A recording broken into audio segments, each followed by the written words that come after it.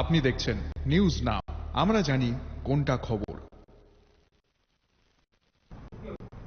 মঙ্গলবার বিদ্যুতের সংস্পর্শে এসে মৃত্যু হয় শান্তিরবাজার মহকুমার গাথাঙ্গশিনী ত্রিপুরা পাড়ার ৪৫ বছর বয়সী লক্ষণ ত্রিপুরা নামে এক ব্যক্তির।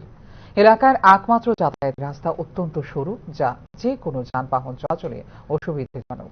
মৃত ব্যক্তি যখন বিদ্যুতের সংস্পর্শে আসেন তখন এলাকার বাসিন্দারা দমকল বাহিনীকে খবর দেয়। রাস্তা সরু হওয়ার কারণে দমকল বাহিনী আসতে দেরি হওয়ায় মৃত্যুর কোলে ঢলে পড়েন তিনি। রাস্তা সংস্কারের জন্য বারবার জানানো হলেও কোনো সদুত্তর পাওয়া যায়নি। ভোটের সময় দেখা মিললেও ভোটের পর দেখা মেলে না নেতৃত্বে বলে মন্তব্য করেন বিক্ষুব্ধ এলাকাবাসীরা। ঘটনায় এলাকায় নেমে এসেছে শোকের ছায়া।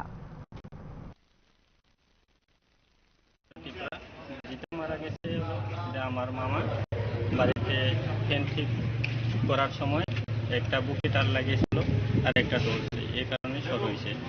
তারপরে আর টেবিল থেকে নামার পর আমরা অনেক চেষ্টা করছি বাঁচানোর জন্য, কিন্তু আছে কিন্তু শ্বাসনিতে আছে। আমরা ফোন করছি, অটো গাড়ি সব ফোন করছে, এটা আছে না রাস্তার কারণ। আমার দিকে অনেক রাস্তা খারাপ, ফায়ার সার্ভিসকে ফোন করছে, ফায়ার সার্ভিস আইতে প্রায় আধা ঘন্টা সময় লাগছে। আর আমার বাড়ির রাস্তা হয়েছে, আমার মেন রোড থেকে আমার বাড়ির রাস্তা প্রায় 500 মিটার দূর।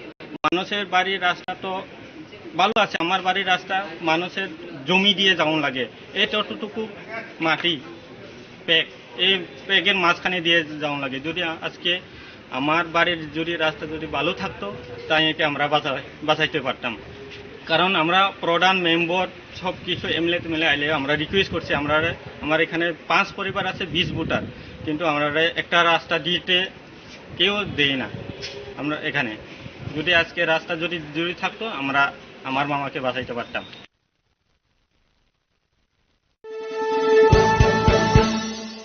আপনি